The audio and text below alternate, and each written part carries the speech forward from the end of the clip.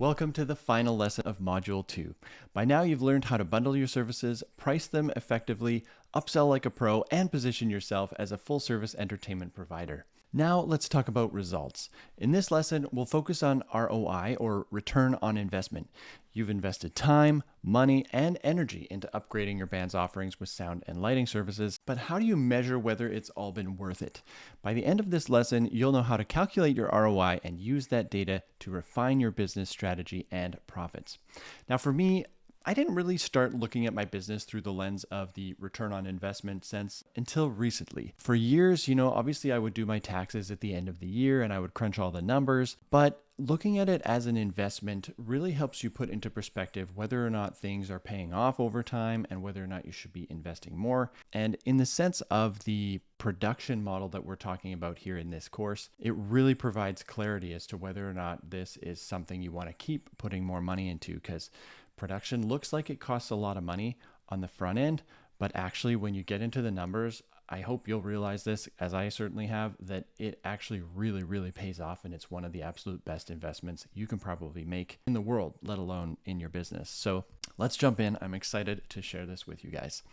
So first of all, the ROI formula, what is it? Well, ROI is going to be calculated by taking our net profit here and dividing by the cost of the investment and then timesing those by 100. So this is expressed as a percentage, all right? So the net profit, that's our total revenue minus all of the costs. That is our equipment cost, depreciation, and other expenses. And then the total investment in this calculation is just the costs portion. So you're essentially using this costs number twice, right? Because you have to pull it out of your revenue and then you have to divide by it again. So in case that was a little confusing, this formula is sort of weird that way, but that's how it works. So we're going to look at some real world examples here and use our ROI calculator for this. So if you head back over to the Profit with Production Resources, come down to the bottom tab here and find the ROI Analysis tab. Once again, for you to use this in your business, you're going to want to click on File, Make a Copy. You will not be able to edit this one.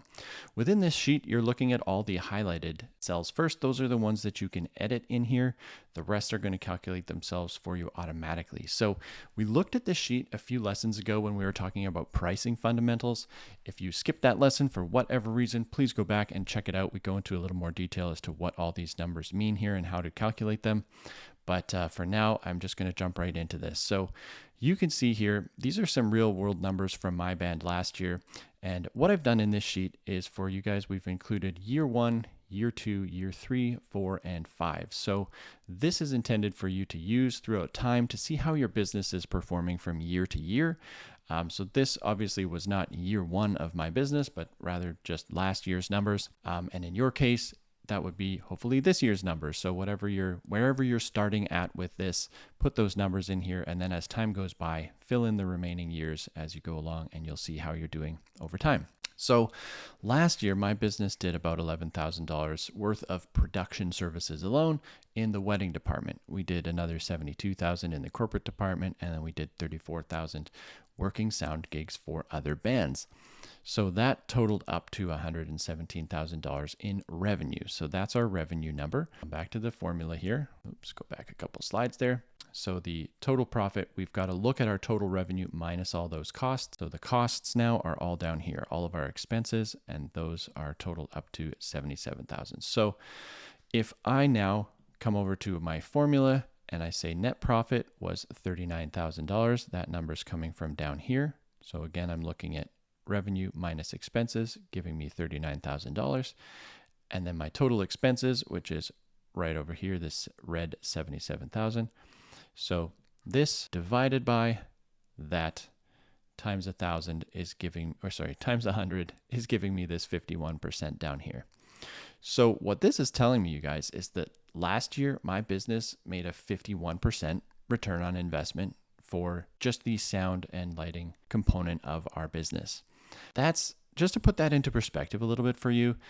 For those of you who know about the stock market, I don't know if you invest in it or not, but if you were to invest a lot of your time trading on the stock market and reading up every day on company portfolios and profiles and trying to make really informed decisions about your stock choices, and you were in there every day trading, over a year, if you did really well with your stock portfolio, you might get somewhere up to like maybe a 25% return on your investment if you're an excellent investor. Anything beyond that, I think you're just getting lucky, but it can happen obviously. But look at this, 51% return on investment. That's 2 times better than the best stock trading portfolio you could hope for. So that is pretty crazy. Now these numbers down here, the 340%, I'll talk a bit about those in a moment, but let's just think a bit about this 51%. I want to dig into that a little bit. So all of these numbers here, my weddings, corporate, and other band gigs, that's just the production component that I've charged as those gigs. This isn't the total amount of money my company makes in a year. I'm selling music services too, right? So this is just the add-on component on top of those. But when I get into expenses here, you'll see I factored in $4,000 for depreciation last year. That's not actually a real number for me right now because I've already paid off my gear. I started this business over 10 years ago, so all the gear I own now has long been paid off. It's long been written off. But for you, if you went out next year or this year, and bought our minimum viable rig and spent $20,000 on it, I'm just assuming here you'd probably only be able to write off $4,000 or 20% of that as an expense on your taxes this year. That's conservative. If you're in a country where you're able to write off more for whatever reason, that number would go up. And then you'd have higher expenses in year one and therefore a lower return on investment. However, this number over here, this is the hired help component, right? If it's just you running your business and you're doing the bulk of the production work yourself, which I'd recommend if you're getting into this, that's what I'm doing these days and it's working out great for me, then you're taking home most of that money too. And if that's the case, then it's not really an expense here. It's all just your return. So if I were to calculate this number for me, if I was a sole proprietor and this was just my business, I would take out this $40,000 here because that's the money I paid myself. But my business is bigger than me now. I have partners involved and there's more people that have to get paid out from our returns at the end of the year. But if it was simpler and it was just me in the picture, I wouldn't include that $40,000. I would only include this $15,000 expense because that's what I've actually paid other people to work for me. So let's just, for fun here, we'll just mash that number in here instead. I'm going to put 15,000 in, press enter, and look at how that affected my return on investment. Now I went from a 50% return to a 200% return on investment. So you can see how beneficial it really is to invest in this sort of stuff if you're the only one who stands to really benefit from this. If you do have other people you're hiring or that you're working with or that are partners with you in your business, obviously they're sharing in that profit as well probably. But you really kind of got to take these numbers into your own situation a little bit and figure out how that's going to look for you. But you can see in these two different scenarios, no matter how you slice it really, this is just an incredible return on investment for being able to put money into this equipment and have it pay off over time. So looking ahead to the next few years, year 2, 3, 4, and 5 here, what I've done with these numbers is I've assumed I'm going to keep my revenues relatively the same. I'm going to keep my expenses relatively the same, although there are some changes in my case. This $10,000 expense, for example, was a pass-through expense I had for one of my gigs, one of these corporate gigs where I needed to rent a big stage and a tent and pay some other vendors to make that happen. So those were expenses that were involved in those actual gigs, but those don't necessarily have to happen every year. So I've taken them out of the equation in future years, and I've taken out the amount of labor that I would pay myself, so I can just look at the overall revenues and expenses without me in the picture.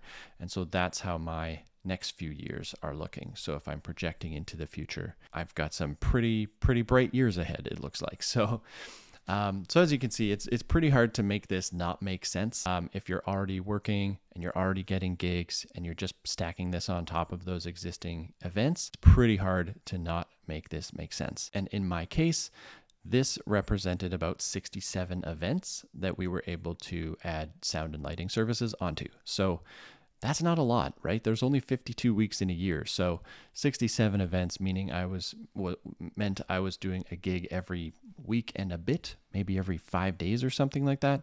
That's really not a lot. If you've got a bigger team and you're able to do more work than that, or if you're in a busier city than me, I don't live in a very big city. I live in Vancouver in Canada. It's not a huge city. It's not a huge market. So if you're somewhere bigger than where I am, you could crush this. could absolutely crush this. So I wanted to show you guys that, and hope this will help you be able to project into the future a little bit, and of course reflect on the past in the future when you are there, looking back on these numbers and seeing what investments have paid off and what have not. Okay, so just to break down some of those numbers a little bit, we looked at some of my production coming in from weddings. So just to help you guys understand how those numbers are being made up a little bit, my business right now is charging anywhere from $1,200 to $1,700 on average for a wedding sound and lighting package. Okay, so once again, back in our pricing fundamentals lesson, we talked about building up those prices and how to make those work and how to sort of build them from the bottom up. So if you skip that lesson, go back and check that out. You'll wanna see how those prices are actually built. But then when I get into the corporate section, those gigs can really range, in my experience, a lot more than a wedding does usually. Anywhere from $1,200 to up to $10,000 plus for a sample corporate sound and lighting package. Sometimes these events span several days. Sometimes they span several city blocks. For example, last year I did an event in my city where it was like over a city street, and they wanted an orchestra on a stage under a tent. Lots and lots of complications, but the way they laid it out was like the stage and orchestra was over here on a street that pointed this direction, and then there was a corner, and then the street continued like that. And they wanted the sound to be heard all the way down this street. So we had to have fill speakers coming all the way up this street and all the way down this street. And of course you want bags over all those speakers so that if it rains, everything's protected, or if a bird poops on things are protected. So corporate events can get a lot more complex and a lot more complicated than a wedding can. And of course, you can charge accordingly. So bear that in mind as you're building those out. And then lastly, the production for other bands here. This is actually a huge thing for us as well. You can see $34,000 came in for that. I'm billing anywhere from $1,200 to $2,500 is about the max I've charged another band to do their sound. So this is at their wedding gigs, their corporate gigs. When they're out doing all of that work and getting paid, I'm getting paid too, which is great. So don't overlook this as a really awesome revenue stream as well. Other bands don't have to just be your competitors. If they're your friends as well, go ahead, go work for them. Chances are they need good sound as well. And if you're providing that, by all means, do it for them. Then you don't have to worry about those client inquiries where you're not sure if you're going to get the gig or not, or your band is going to get the gig or not, I should say, because as long as somebody's band gets the gig, you're still getting the gig at the end of the day because you're involved there at some capacity, which is pretty awesome. All right, so how do you use all this ROI data? Well, obviously you can identify these high performing services. When I'm looking at a sheet like this, I'm looking at this going, oh wow, my corporate gigs brought in a lot of money last year. How could I do better with that?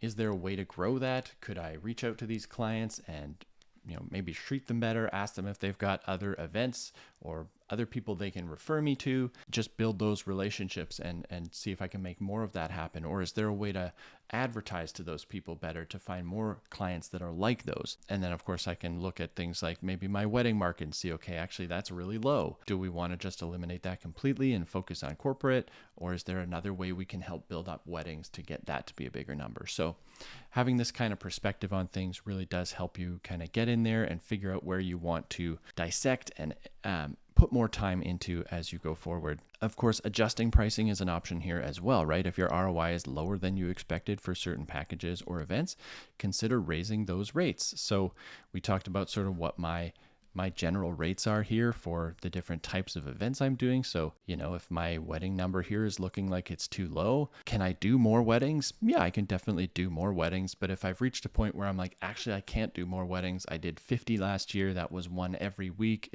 Maybe that's too much. It's unmanageable. I don't even want more weddings, but I want more money. Can I actually just upgrade or update that rate and bring that up a little bit to make more money? Will the market bear that? So that's a decision you could look at making as well. And then of course, planning for future investments, right? If you're making a good amount of money here and you've got money at the end of the year sitting in the bank account, maybe you can invest in another rig, maybe get a second minimum viable rig so that you can have more stuff out on gigs, right? If I was looking at my numbers like this, seeing that, okay, I've got good demand coming in from other bands who want my PA all the time, and I've also made a big amount of money at the end of the year. Well, look, I made $79,000 profit last year on all of this stuff. So do I have some money to invest in another rig? Well, absolutely I do. I know that's only going to cost me 20 grand. So what if I buy another rig this year for 20 grand and I'm able to sell that for another $79,000 next year? Is that a good return? Yes, it is. It's a 200% return. So hard to go wrong. Now, let me share a real quick story from my own experience with my live music business. So when we first invested in sound and lighting equipment, it was over 10 years ago. And like I said before, I think I was really nervous about spending so much money up front. I mean, thousands of dollars, especially back then, felt like a really massive investment. I mean, I was just outside of university and didn't really have a lot of money to my name. So that felt pretty hard back then. And as a result, we rented gear regularly and slowly built up our inventory by purchasing equipment during clearance sales and all sorts of other ways we could get our hands on it. And eventually we owned everything we needed to produce these small to medium sized events that we're doing. Now, with our own gear, we could guarantee the performance quality, the production quality, and all of that at a level that was previously impossible. Plus, we had peace of mind knowing that each gear would meet our high standards, right? Fewer trips to the music store meant more time for what really mattered and a lot less stress, and of course, more profitable gigs. And since we tested all the best gear through years of renting, we kept our repair and maintenance costs low over time as well. So over the past decade, we've generated hundreds of thousands of dollars in additional revenue that would not have been possible otherwise if we were outsourcing these production needs. So we've established ourselves as a full service entertainment provider now, allowing us to book higher paying gigs because our clients view us as more professional. Now, looking forward now, the choice to offer production services has positioned my company to earn well over $1 million in additional revenue over the next 5 to 10 years. And that's proof that smart investments really do pay off when paired with great execution. My only regret is not figuring all of this out sooner and investing in that equipment earlier. So now that you're armed with this knowledge, you'll be able to grow your music business much faster than I did. So are you excited about that? I sure hope so. All right, guys, so key takeaways from this lesson here. Calculating ROI helps you measure the success of your investment and make data-driven decisions for your business. So do not underestimate that. Next, there is track all costs, initial and ongoing, to get an accurate picture of profitability. And third, use ROI data to refine your strategy by focusing on those high-performing services and adjusting prices as needed. All right, so learning activities from this one, you guys. I want you to go and grab our template here with the fields you'll need for return on investment analysis. List all your costs associated with adding sound and lighting to your band. Next, you'll be able to estimate how much additional revenue you can generate annually from these services. Once again, you can go back and visit the pricing fundamentals lesson for all of that information, and then you can go and plug that in up here on your income area. And last, use that ROI analysis sheet provided here to calculate your return on investment. All right, so what's next? Well, congratulations, you've completed Module 2. You now have all the tools to price your bundled services effectively and analyze their profitability. And coupled with all your new gear knowledge from Module 1, you now have everything you need to build yourself a profitable production business that can add hundreds of thousands of dollars to your existing live music business over the next few years. Are you excited about the opportunity you've got here? I sure hope so. Now, there's one crucial thing we haven't covered yet, and that's how to manage your bookings, collect client payments, and distribute money to your team members. Now, while it might seem straightforward, managing gig details, contracts, invoices, signatures, and payments is surprisingly complex. Without the right tools to streamline these tasks, you'll waste precious time and money, eating away at your production profits. Not cool. So I learned this the hard way. Years ago, I was juggling 10 different tools and apps to handle all this, and it was exhausting, you guys.